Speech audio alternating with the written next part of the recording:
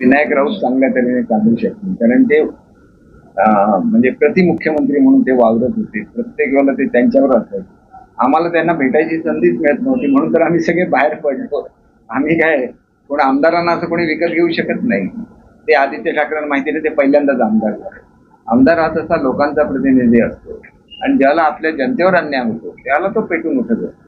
त्याच्यामुळे साधं भेटले तरी असतील. तुम्ही शरद पवार साहेबांनी स्वतः सांगितलं की 2.5 वर्षामध्ये 2 वेळा फक्त मंत्रालयात गेले म्हणून. हे रेकॉर्ड आहे ना, वर्ल्ड रेकॉर्ड त्यांनी केलेलं आहे. मुख्यमंत्री असताना 2 दिवस जाणं.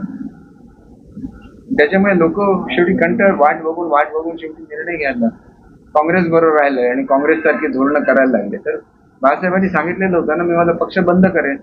त्याप्रमाणे तो पक्ष बाळासाहेबांनी आमच्याकडे दिला, कारण त्यांनी काँग्रेस बरोबर गेले. ते बाळासाहेबांचा पक्ष हा आमच्याकडे का आला, तर ते काँग्रेसमध्ये गेल्यामुळे आमच्याकडे पक्ष आला.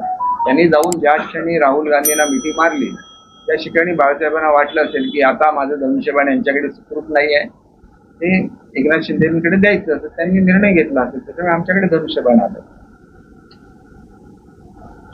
एकनाथ शिंदेचा